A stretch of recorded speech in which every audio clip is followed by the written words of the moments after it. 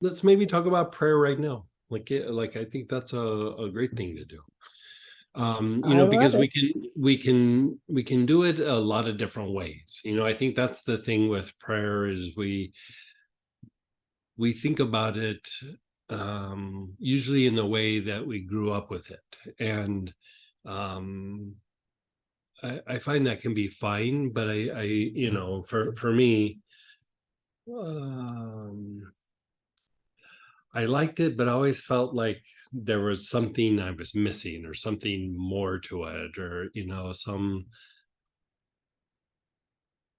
I don't know if I wanted to spice it up, or I wanted to take it into more depth. And so, the act of prayer is really the act of being conductive. Like if you really think about like what is happening, that you're reaching out to something that's bigger than yourself, outside of yourself, and greater than yourself. Like you're basically stepping away from the everyday mind. And it's not that there's just one way to do it, but I would say if we do it from the point of view from the logical mind loves repetition, and and loves to reinforce what we already know, what we already do, what we've already experienced, what we've kind of, in a way, what we've already established like a kind of value for. And there's nothing wrong with that. But when we think of prayer, we're looking for something bigger. We're looking for healing. We're looking for a connection. We're looking for something really kind of outside of ourselves. So I think for a while, like doing it with words is good, but doing it with imagery I find to be more potent. And like you say, say you're saying a prayer over, I don't know, we joke about Uncle Bob. Say we're saying a prayer about Uncle Bob. I pray that Uncle Bob is nicer to people, is not obnoxious, isn't going to be obnoxious at the Christmas dinner. Like, you're saying, like, oh, let Uncle Bob be like a decent human being, even if it's just one day out of the year.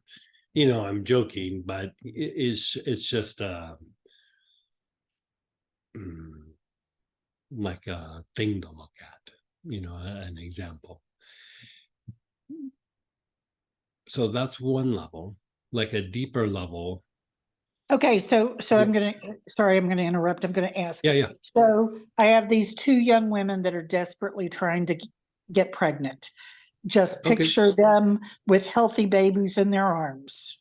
Is that Right. what you're saying? Perfect. Yes. That's exactly where I was going to go. So, like going with Uncle Bob, it's like, okay, I'm visualizing Uncle Bob being nice and lighthearted, and not saying those zingers that are super insulting.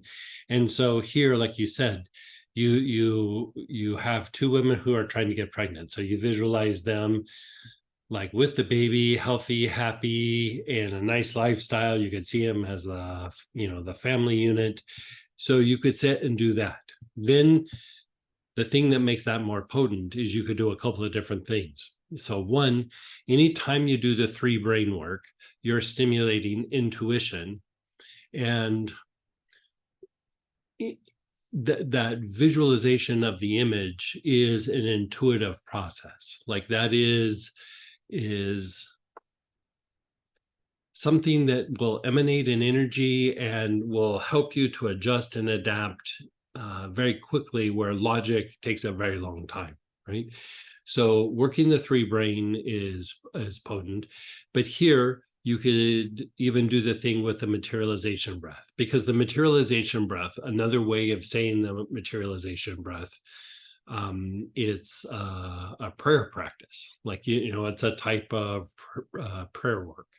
And so what you're doing is you're physicalizing light into whatever the situation is. So you could sit and contemplate do one of the women, go, okay, I see her. She's got a baby in her arm. She's happy. Her family's happy. You hold that in the heart, and then you do the materialization breath, right? Then you do the other one, you do the same thing. And so it's a way to physicalize light into that situation. And the light is the fuel that's going to make something kind of happen. Like you're harnessing divine intelligence or higher creativity, and you're using that with light to start the evolutionary process and wherever you're directing it. So by going through and doing the materialization process, we say materialization process because it's materializing light. And if there's blockages that are there, the light breaks them up. And if there's lack of movement, the light is the movement, right? And so it stimulates that process to start happening, even if you're thinking for yourself, like, I'd like for me just to be happier, but like I feel like I've screwed up so much, and I'm just have the opposite of the Midas touch, and I just nothing's going right. I don't want to materialize that into my world. That's actually because I've thought that in the past, a long time ago, and over a period of time through teachers and experiences realized that when you're materializing the light, you're displacing those negative tendencies, you're displacing the blockages, you're displacing the resistances to divine intelligence, divine love. Because really, when you work divine intelligence, it eventually turns into divine love or providence.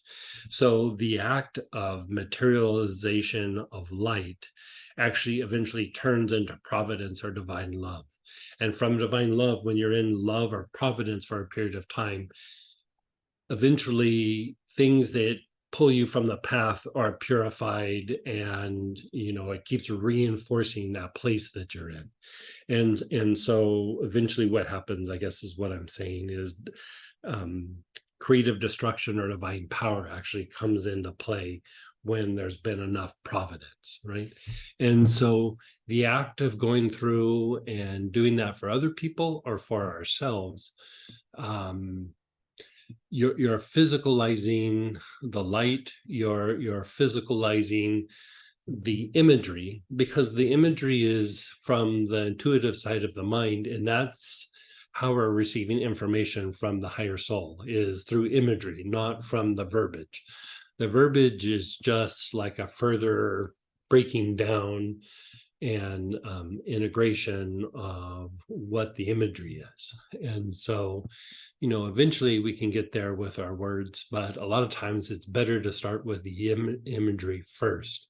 So be it that I had a project, or if I'm doing healing on somebody, I do the materialization breath for just about any of it, and for a while, like in the early days when I was first taught how to do that materialization breath,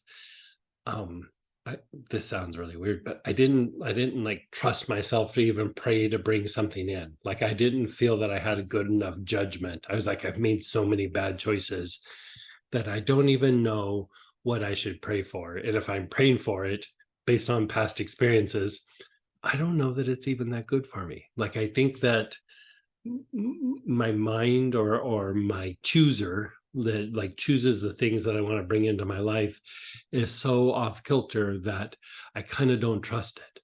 So what I did was I would just sit and think of a deity or like some virtue that I would like to bring in, and that's just what I focused on. I did that for like I think 12 years before I actually said, okay, now I'll use this to pray.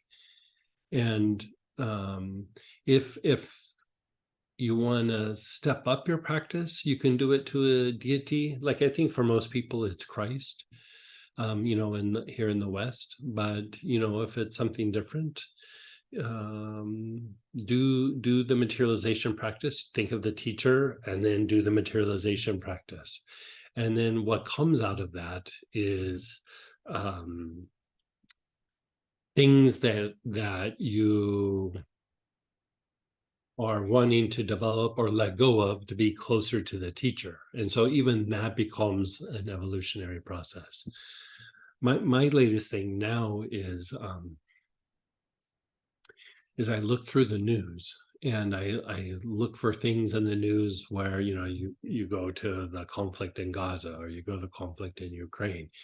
And I sit and I just try to visualize like peace, or sometimes it's not even visualizing the outcome, but just sitting with like, this is a really sad situation, and then do the materialization breath. And I'll do it several times before I move on to something else. And I just kind of go through the news. And, the thing is it helps me to be like peaceful with that. It helps to bring a light into that situation, even if it's just a thimbleful at a time. Still, it's tries to be my little contribution to moving things in the right direction.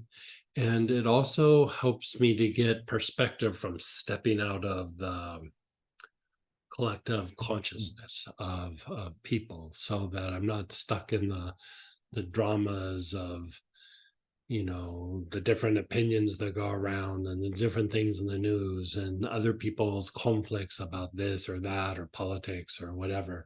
It's just me getting to choose to be me, and trying to keep a positive spin on the things that are going, so that I don't get pulled into a place of despair or hopelessness, something of that nature. And even being able to be in that place has a positive impact on the people around you. So it's one of those things that keeps like giving in a lot of different ways. And so I find that a prayer practice is a very potent way to do a spiritual development, because for one, you're practicing conductivity, and you're doing like an act of service for things outside of yourself. And any version of that is, I think, an accelerated practice. Then, when you mix in like, okay, I'm doing the three brains, and I'm doing this, and I'm doing that, all of that contributes to the prayer practice. But that act of doing the materialization breath, even if it's just 5 minutes a day, just 5 minutes, you'll notice over a period of time, you'll feel calmer, you feel like peaceful, your mind's quieter, your mind's less reactive, your lower emotions aren't quite as agitated as they used to be. And you kind of see like in greater depth when things are happening, like, oh, something bad's happening right now, but it's not bad forever, it's just bad right now, but tomorrow's another day. Like, you see the transient nature of the things that are happening. And if you were to walk away with doing just one thing, I'd say do the materialization breath daily. Like, just if you can do 15 minutes a day, that would be amazing. If you did 5 minutes a day, that'd still be great.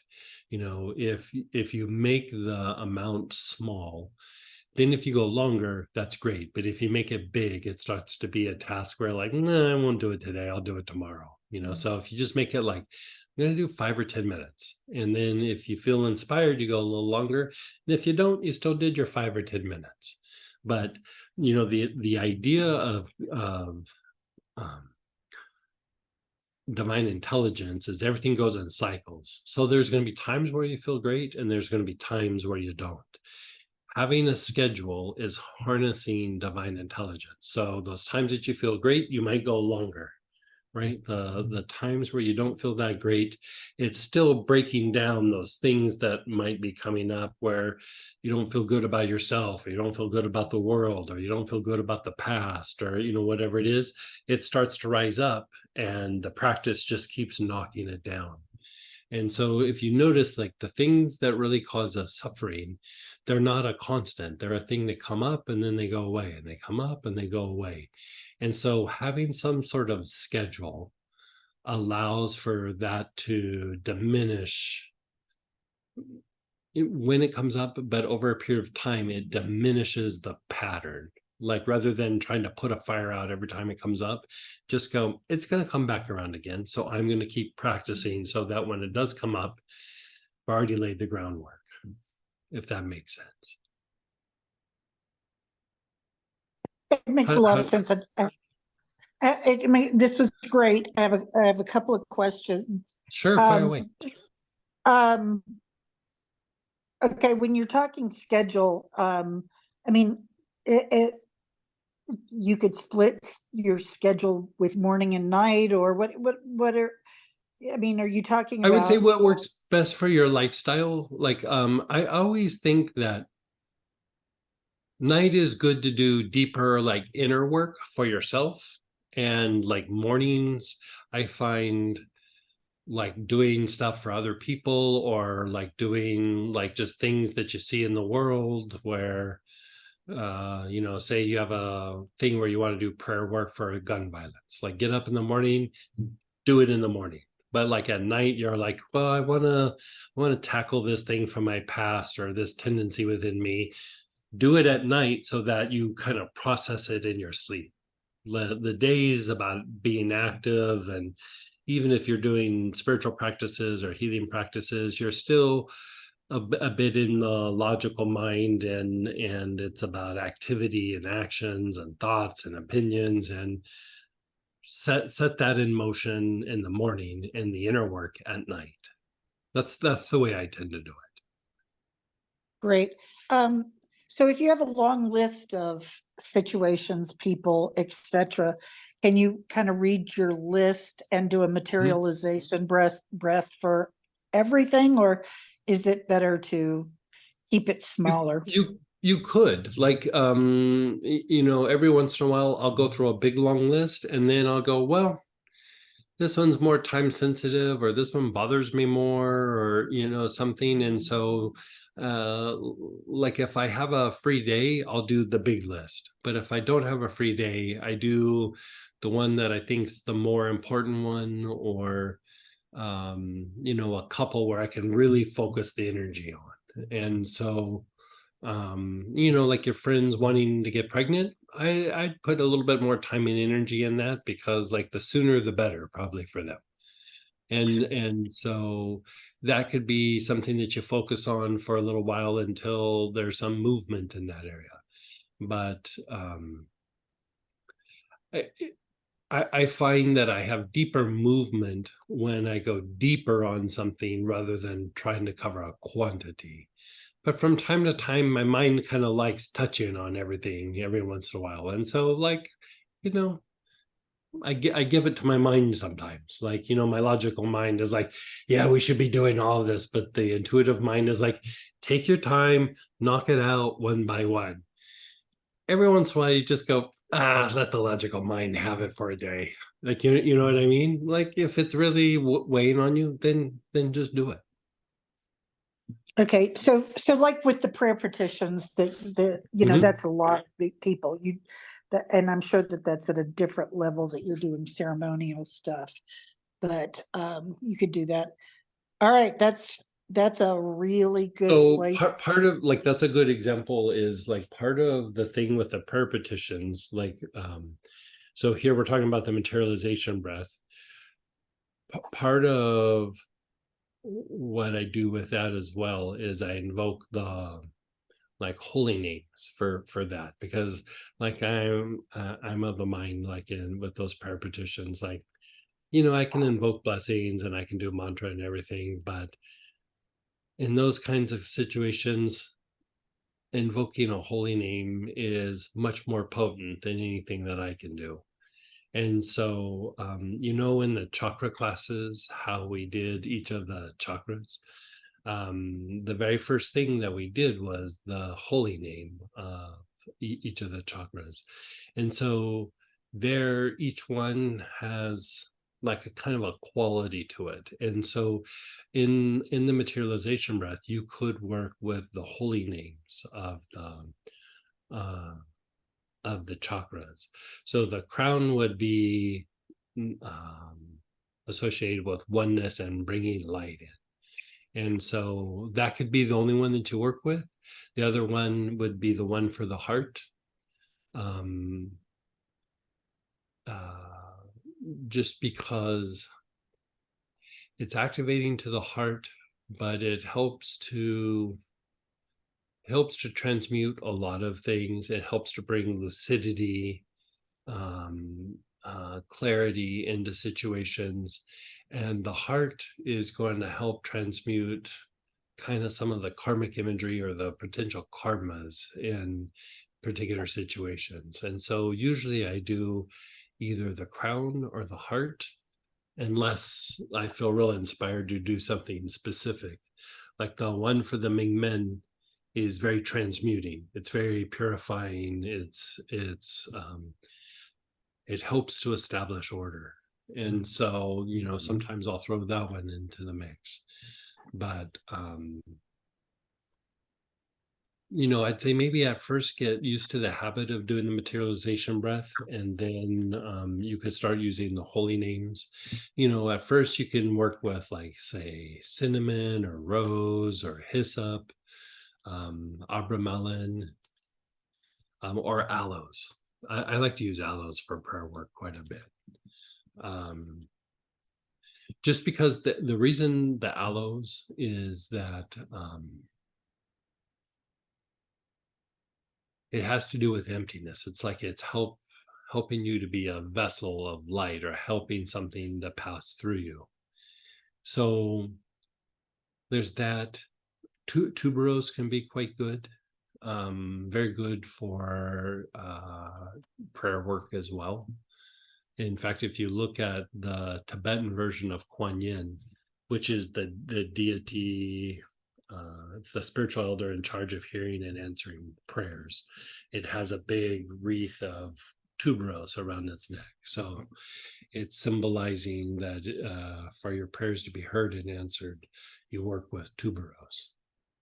And so that can be a potent thing as well.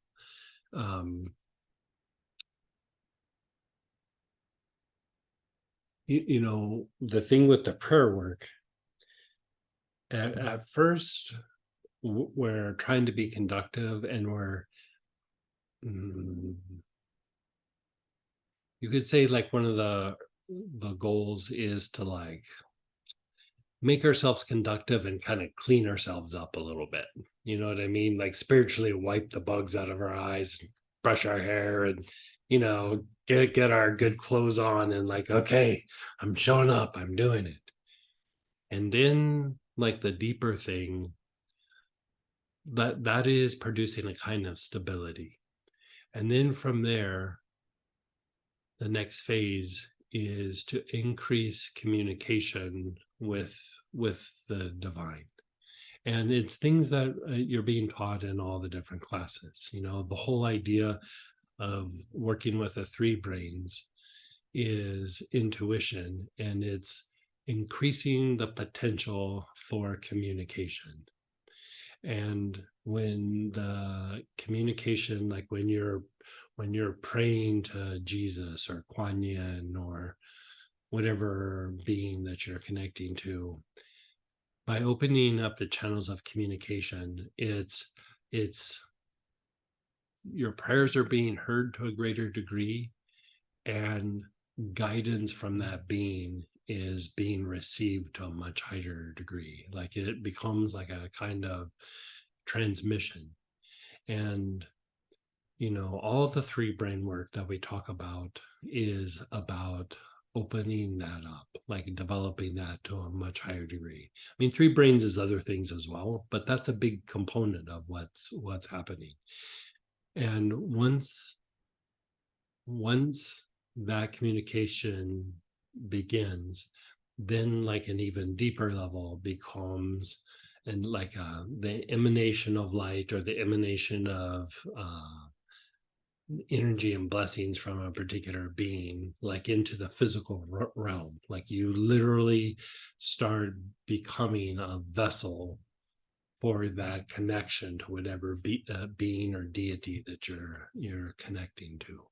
And getting spiritual energy to physicalize into the earth, it not only helps you, it helps other people, it helps society, but it also even helps the earth to evolve. Like it actually accelerates the development of the planetary logos, or the planetary aspect of God.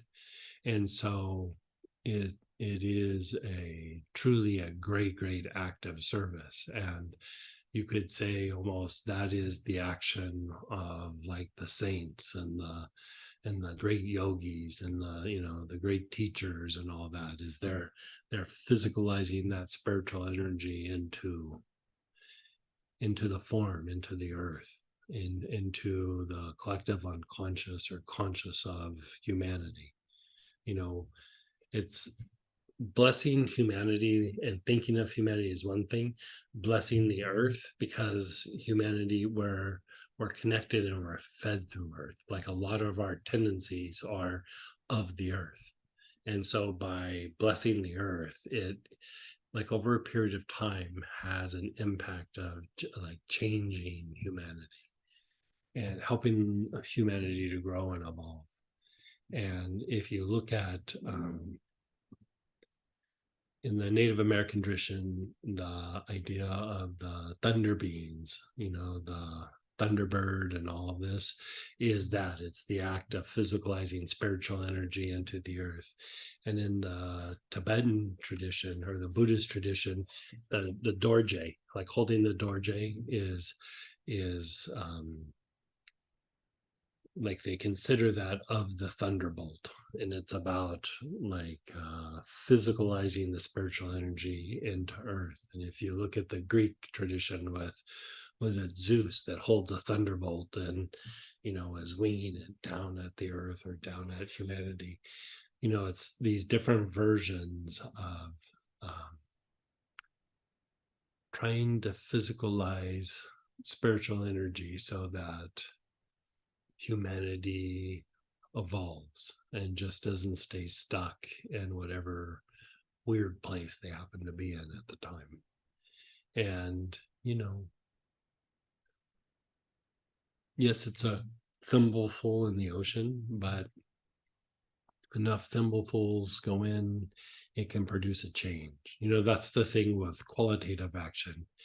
It produces a much bigger shift quantitatively than what its size or volume is.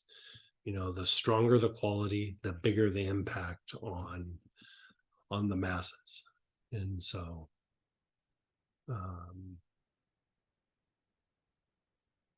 I would say never underestimate the power of prayer. Like, it's, even if it's about making you feel good as you're doing the prayer, that's one thing, but it has an impact. I had a friend that was a doctor, he was a surgeon, and he started noticing that, like, when he would start doing surgeries, some people just, like, they would cut them open and they would just bleed and everything, it just was chaotic, and it was almost like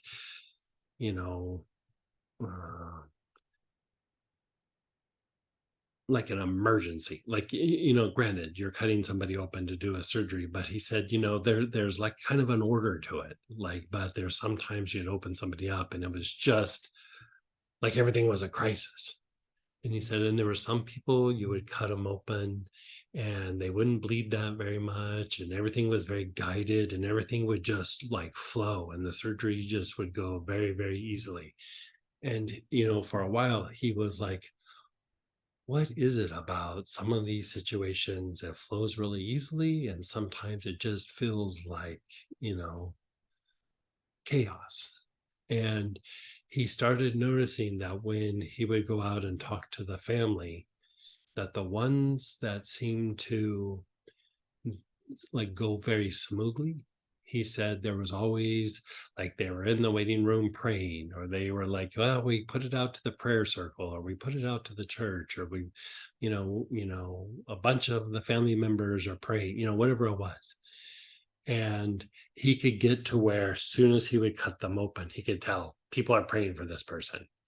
And so he started going out, he stopped even asking, have you been praying for this person? He'd go, how many people have been praying for this person? They'd go, oh, funny you ask. It's like 12 or 15 or da da da da da. And he said it became so systematic. He could tell the ones that had prayers being done and ones who hadn't. And you know, he was a science guy. He in the beginning, I think, thought it all was a bunch of crap, and he could see something scientifically that he saw with his own eyes, and then over a period of time came to the conclusion that it was that based on all these experiences. And you know, I don't know how much he personally praised, but he could see the impact of what prayer did, you know, directly through his work. Like he, you know, when he would cut people open, he could tell. And, you know, prayer would be one of those things that's a hard thing to validate. But when you see things kind of happening and kind of flowing, you know, my idea is like, I'm praying even if it doesn't flow. I'm not really praying because I want an outcome. I'm praying just because I want to pray. Like I find it, I'm a better person when I pray because I'm not stuck on myself and my wants and my needs. I'm thinking of something outside of myself. And then if good things happen, even better. And then if people are healed, even better. Like, you know, all of it's even better. But you know, it's interesting when I'm doing the prayer petitions, you know, sometimes I do like I call people to do prayer petitions with them. And, you know, I'll be in my space and I'll be talking and, you know, maybe I've been bottling or, you know, answering some emails. And then I go, okay, it's time for me to make, you know, I'm going to spend a couple hours doing phone calls. And as soon as I sit down to do the phone calls, it's like my whole psyche goes into a different space. Like it's not something that I consciously do, but it's like, okay, we're entering into prayer time and people in need and after a while, the prayer just starts to take you to a place that your logical mind can't touch. And I think more than each individual prayer itself is the accumulation of the prayers takes you to a place that you can perceive something much greater than yourself and you can experience something much greater than yourself. And so the individual acts of prayer are good, but it almost starts to become this accumulated impact of doing prayers on a regular basis that just it puts you in a different place. Doesn't mean that you're going to get to linger there all the time, but it becomes easier and easier to step through that door, if that makes sense. It definitely does. This is amazing. I still have a couple of questions. Well, Yeah, fire one away. is one is That's what we're here for today. one is a comment. You've gone down several rabbit holes that I would love to pursue more of or learn where to get the information. Things like, and you said the chakra class for invoking the holy names, but you know that's a great interest. In invoking blessings, mantras, that kind of stuff. You know, I've got a lot of feeling when I sit down to do some of this that I'm an imposter and I'm trying to change, you know, my way of feeling about, you know, my work, you know, doing this stuff. But and I would like to learn more about mantra and invoking holy names and different things. That would be very interesting. If we could do a study group sometime of Oh, some of sure. that. Yeah, I would love to. Yeah. And this is the picky one, like the 5 to 15 minutes. It you were saying, you know, it doesn't. The longer you do it, you kind of get more benefit from it over time. Right. Could you if there was a really significant problem, would you stay on that problem for 15 minutes, or would you Yeah. do? You would stay on Yeah. one thing for 15 I would, minutes. yeah. Usually if it's a big issue, I kind of drop everything else and I do the one thing until I feel like there's movement or something, you know. Doesn't always have to be that way. It depends on kind of how critical it is, but um you know, let's maybe even practice doing the materialization breath. I think everybody has kind of had at least a little experience, but let's just practice it again right now. So let's do this.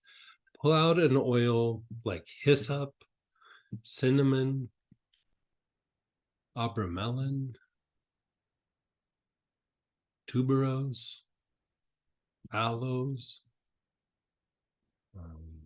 lotus, maybe rose,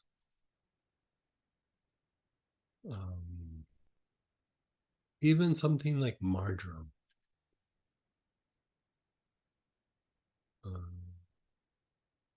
Let's see what you have. If you don't have that, I'll give some more options, but let's just see if you guys have any of those. Ginger lily.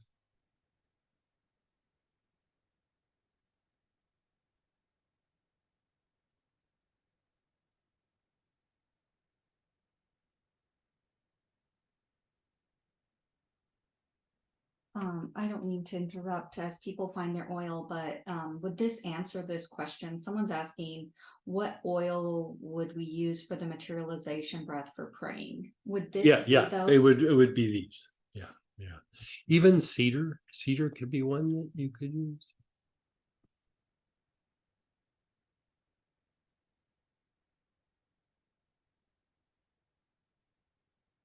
I think we're good. Go ahead. Okay, so you know, there's been a couple of different versions. The materialization breath itself is there, but let's just keep this very simple for prayer. So what you would do is you would reflect on what you're going to pray about, you know, what you're trying to bring light to. Could be yourself, could be something in the world. So how about the first one? We'll do something for ourselves, like healing in your body, in a situation, in a relationship.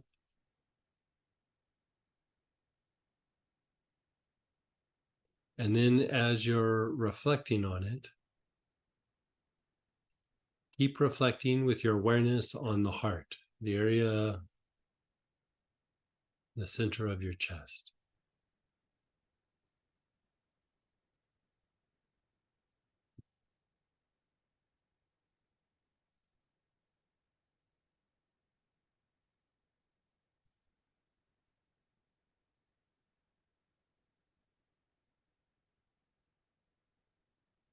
Okay, now you're going to let the visualization go. You're going to let the reflection go. You're going to take your bottle, you're going to hold it to your chest. Okay. And the reason you're holding it to your chest is because you're going to be doing a movement with your head, and it makes it easier to do the movement, right? So the bottle's to your chest. And so watch me for just a second. My head's going to go down. I'm going to inhale, hold my breath. I'm going to move my head up, and then I'm going to exhale through the mouth. And then down, inhale, up, exhale, down, inhale, up, exhale. So the down inhale, up exhale, that's considered one breathing cycle. You want to do at least 4 breathing cycles or more. Most times when you're doing a prayer, do like 8 or 9, right? So now the act of moving your head back and forth, right? When you put your chin down, raise it up, and then back down, what you're doing is you're moving energy from the lower centers of your energy body up to the upper centers. So you're moving from your lower nature to your higher nature. Then the act of moving your head back and forth also stimulates the movement and the circulation of the cerebral spinal fluid circulation. So basically that's helping to move you from fight flight and shift you into more of an intuitive part of function in your nervous system and the rest and repair, which is where you would see more visuals. It's where you can let things go. It's where you communicate with the soul. So it's increasing the potential for soul communication, right? Soul direction, guidance, right? So there's that. Also, when you're going back and forth like this, when your head is down, you're stimulating the right side of your brain. When your head is up, you're stimulating the left side of your brain. So you're increasing communication between the intuitive mind and the intellect. And that movement back and forth like that is also how you break down repetitive thoughts, opinions, ideas, concepts that are usually based on past experiences, past conditioning. Repetition is of the lower nature, spontaneity is of the higher nature or of the soul. And so by moving your head back and forth like that, you're breaking down the tendency to be repetitive in your thoughts, your feelings, and your actions. And you're helping to bring spontaneity into the mental body, emotional body, and eventually the physical body. And you could say that you're increasing the potential for a miracle to come in. Like when we're praying, in a way, we're praying for something that is outside our repetitive thoughts, feelings, life, whatever that might be. And that flash of spiritual energy that comes in, another way to say that, it's a kind of miracle of sorts. It shifts things, it changes things, and it enhances something, it lets something fall away, whatever that might be.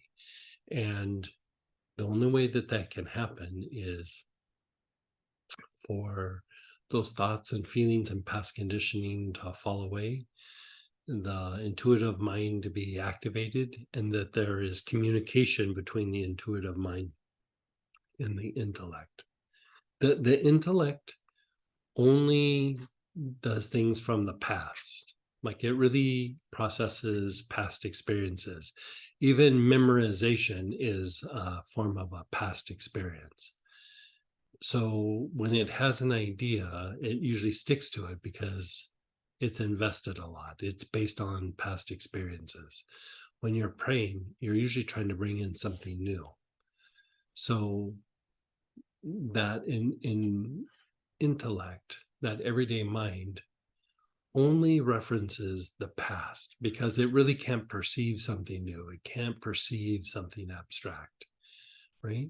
And so the heart being activated allows the intellect to have a new experience, and intuition allows the intellect to have a new experience that then it can go, oh, I now have this past experience of something that intuition brought to me or something that the heart brought to me. And then it can be integrated. It can then, base its experiences or its action based on the past experiences.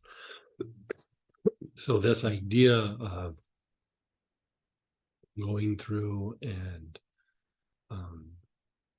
hoping to let go of some of the conditioned responses or the conditioned past allows for spontaneity to come in, allows for something to come in and affect your mind, And so it's this idea of praying this way. It's a very potent way of doing prayer, right? So it's not just an energetic thing. There's actual mechanics to it.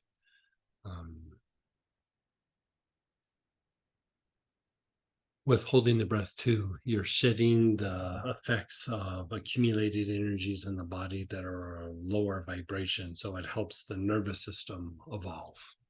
It helps there to be more light in the nervous system. So, okay, so we've held our prayer in our heart. So chin down to your chest, head down, inhale, hold your breath, head up, exhale, down, inhale, up, exhale, down, inhale, up, exhale, down, inhale, up, exhale, down, inhale, up, exhale, down, inhale, up, exhale, down, inhale, up, exhale, down, inhale, up, exhale. And then just keep your eyes closed and be still for a moment.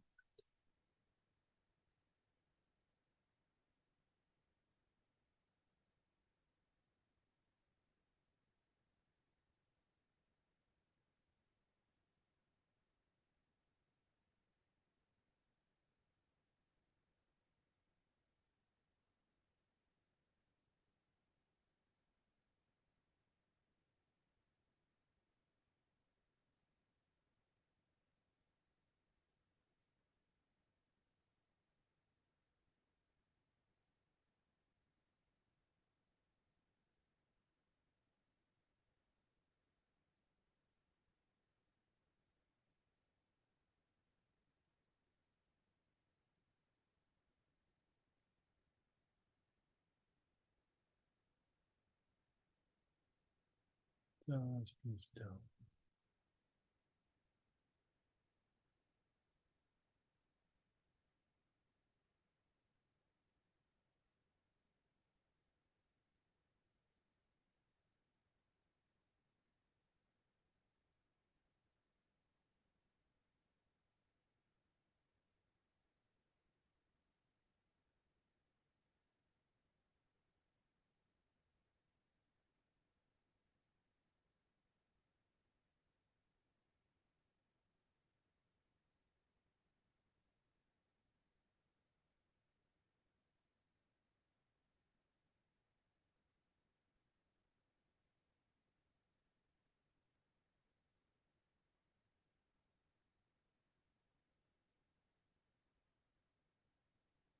Same prayer, reflect on the prayer. Your awareness is on the heart.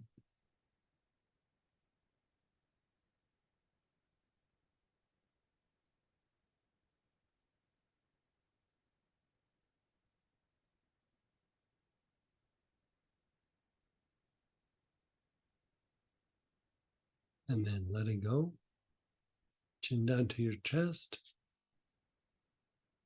Inhale, hold your breath, up, exhale, down, inhale, up, exhale, down, inhale, up, exhale, down, inhale, up, exhale, down, inhale, up, exhale, down, inhale, up, exhale, down, inhale, up, exhale, down, inhale, up, exhale, down, inhale, up, exhale. Just be still.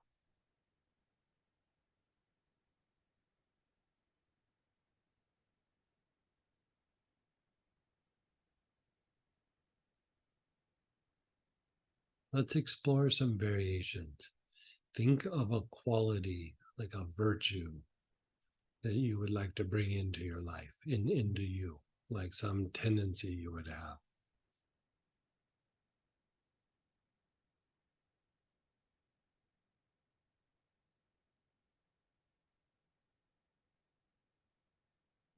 Regardless of the level or degree, like an easy one is loving kindness.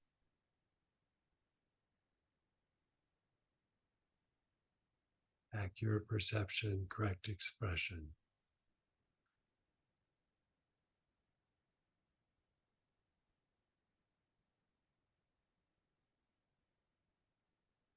Whatever it is. contemplate that virtue, that goal that you would like to bring in, even if it's just a sense of peace. You're holding it in your heart.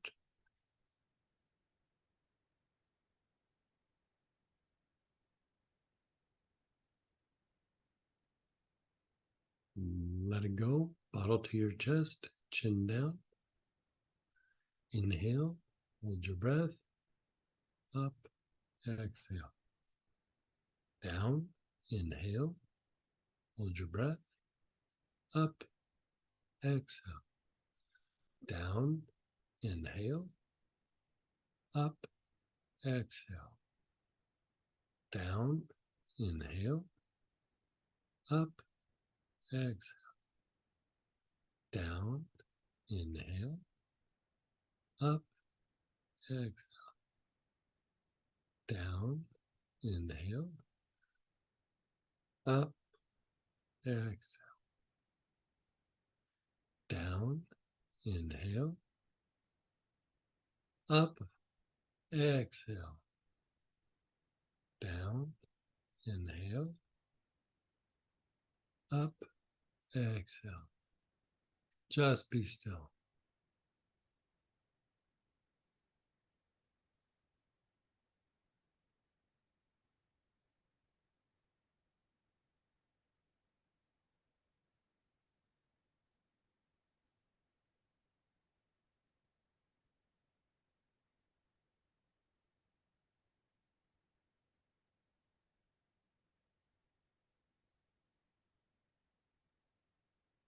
Still reflect on that virtue, that thing you're trying to bring in.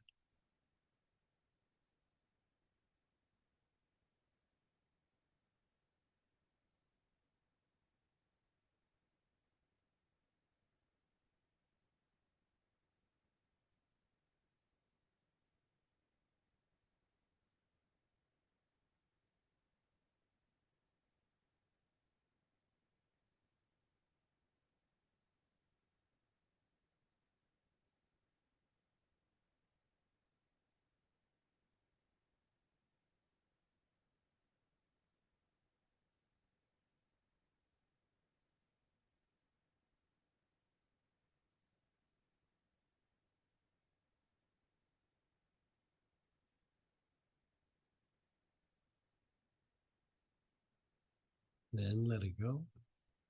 And once you go ahead and do 8 or 9 of the materialization breaths on your own at your own pace.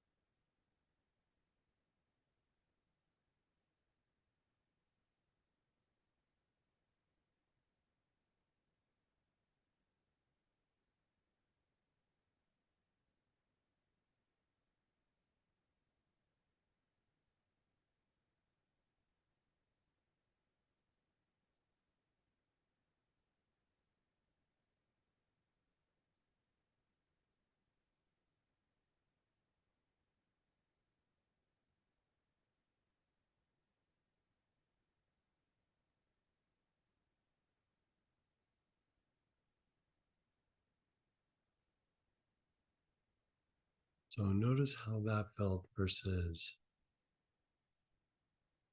praying for a difficulty. Both are good, but they're different. And in one of my personal favorites is connecting with a deity or a holy name, or so whatever is of your tradition or you have the affinity for, whatever great being or teacher, deity, just contemplate that deity or that being.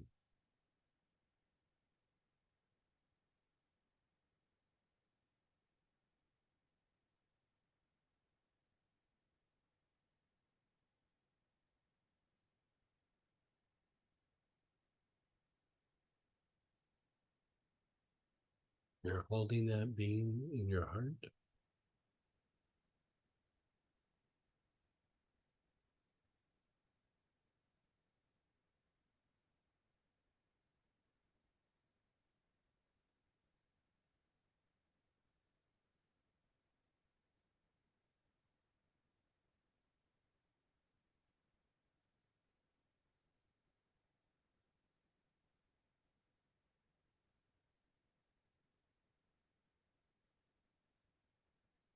And let it go.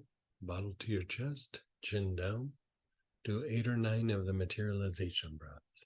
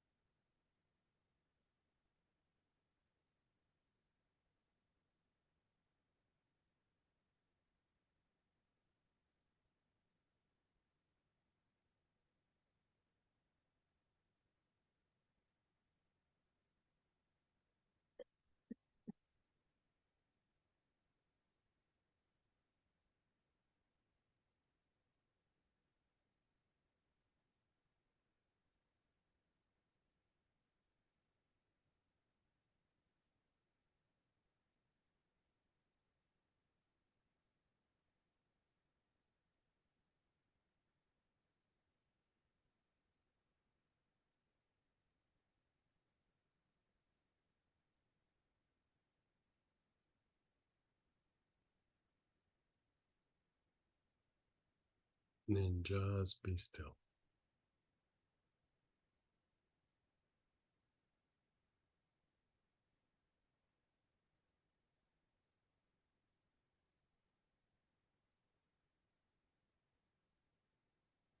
Continue to contemplate the deity.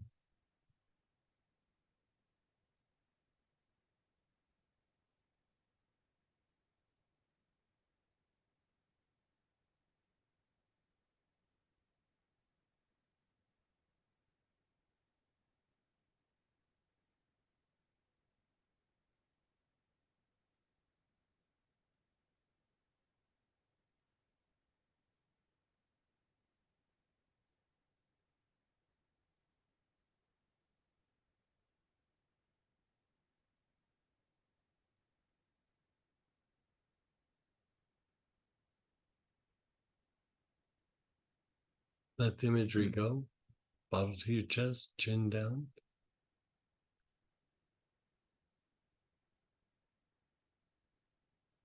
Eight or 9 of the materialization breaths.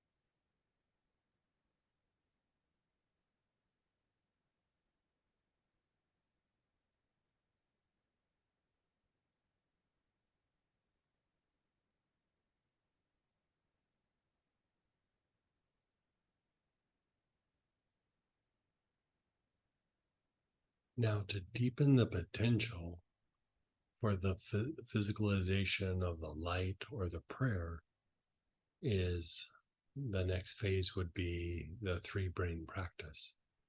The 3 brain practice Like basically you're bringing in light and you're acting on it. It's like you're bringing it into motion, so to speak. It's like you're living the prayer. You know, three brain activity is intuition and motion. And so let's just have you use the same oil you're using, but let's just enhance the process with the three brains and then come back to it here in a moment. So that same oil, begin inhaling. Your awareness is on the sex chakra.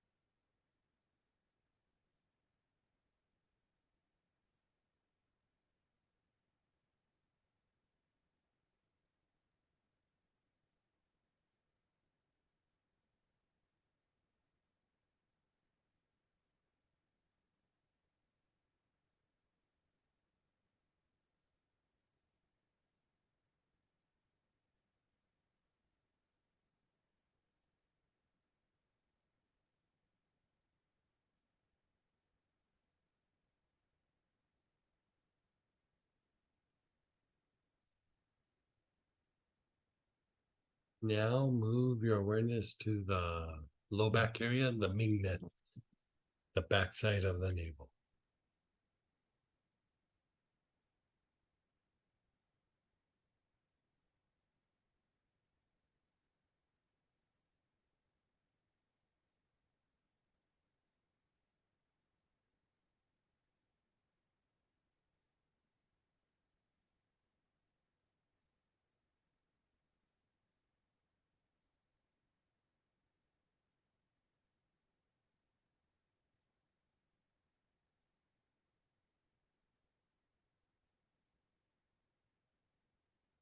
Then the solar plexus, the area below your ribs.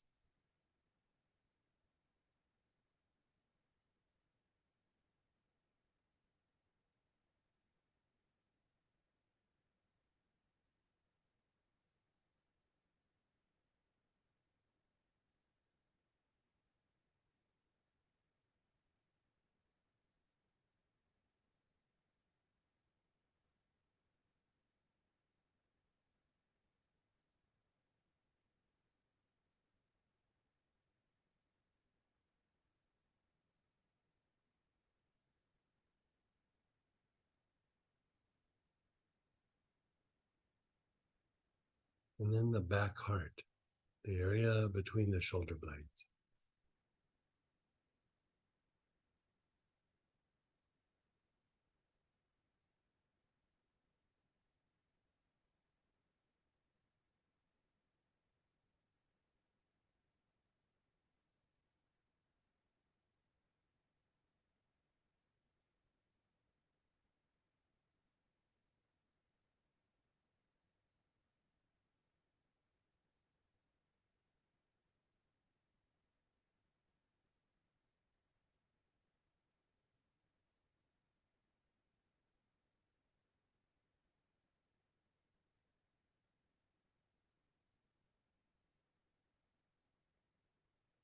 Your awareness is on the brain.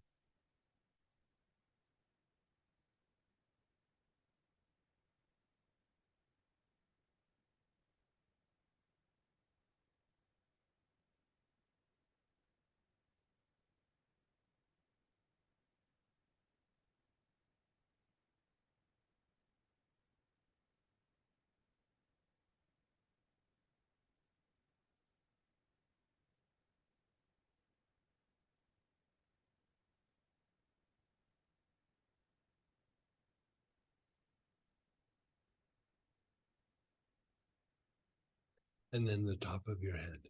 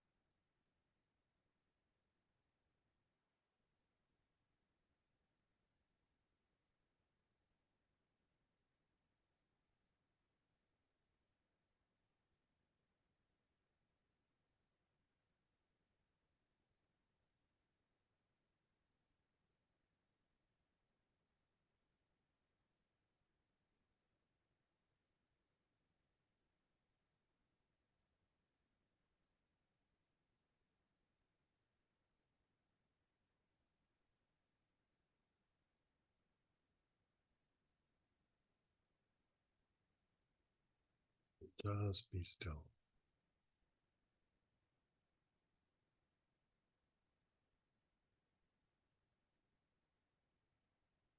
Now, pick one of the subjects we did the materialization breath: a prayer, a virtue, or a deity.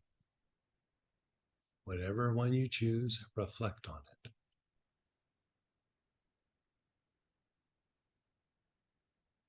Hold it in your heart. Feels a little different, yeah? Bottle to your chest, chin down, 8 or 9 of the materialization breaths.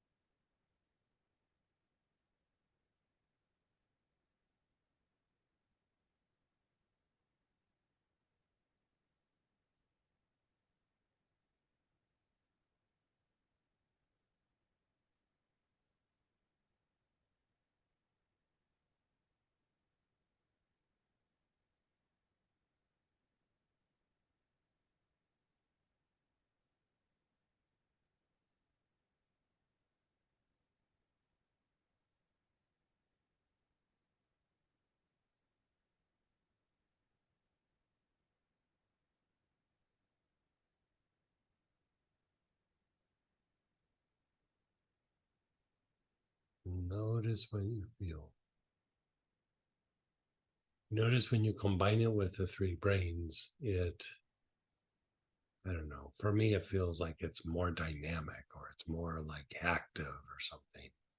There's something more flowing. But how did that feel, Lauren?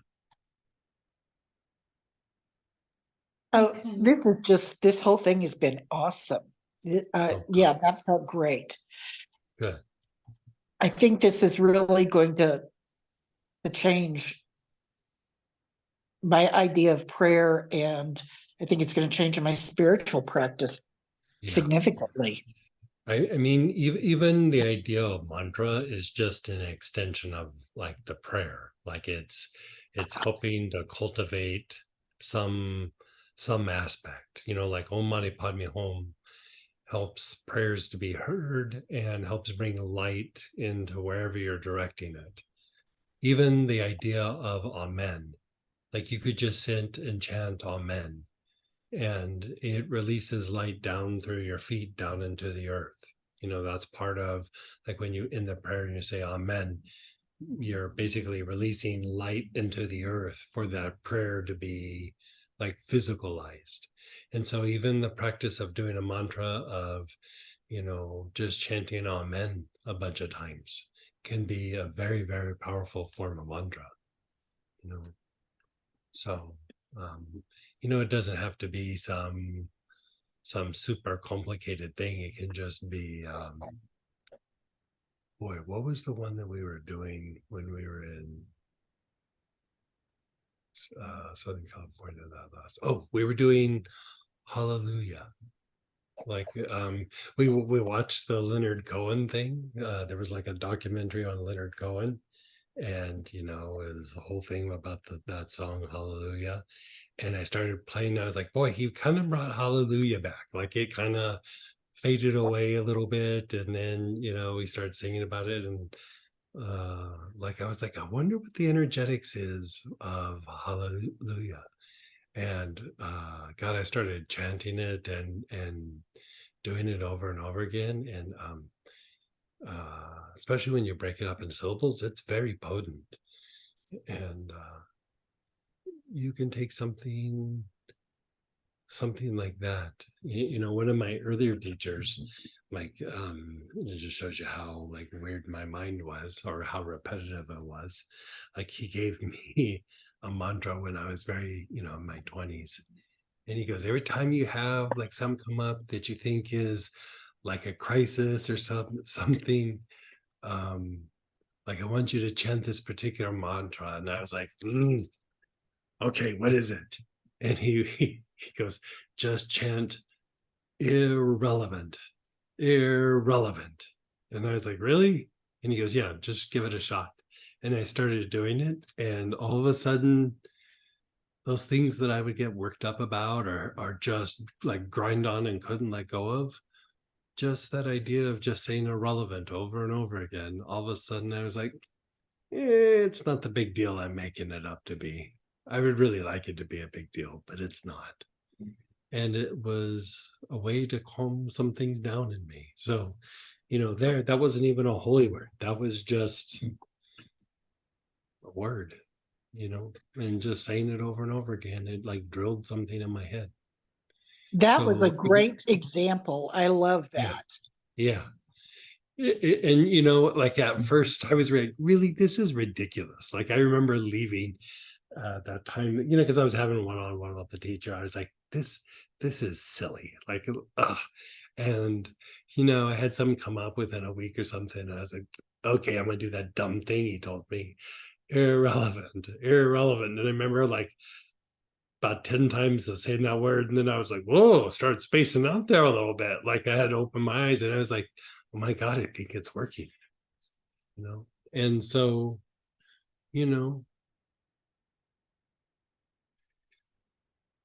if we recognize what we're trying to do, like there, I was trying to put myself in a good place.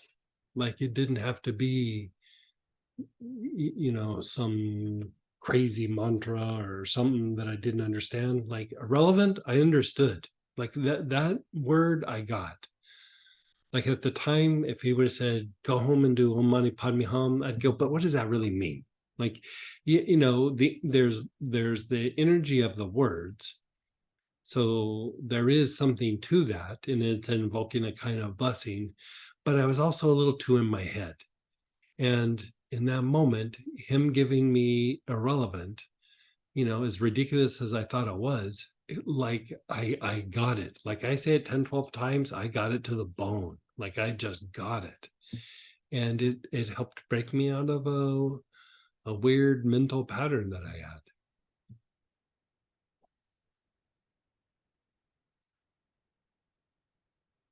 I still do that mantra from time to time, by the way. Yeah. And if you would, since we're still on this topic, we had some shares and we had a couple questions. Sure. Someone said, I'm going to start doing that with the news myself. Thank you. Yeah, even the irrelevant with the news. It doesn't mean that it's, I mean, there's bad things that are happening. It's good to pray for situations, but sometimes we get a little more worked up than I can at least speak to myself.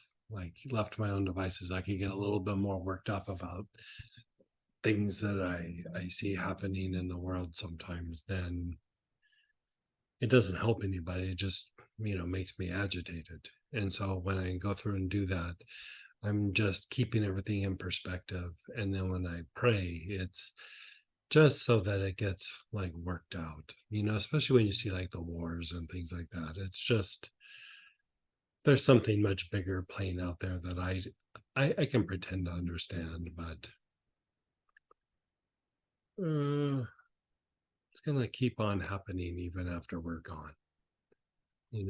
Well, and they were referring to even using it in the news when you were just talking about using the materialization breath. Yes, the materialization breath is very good for the news.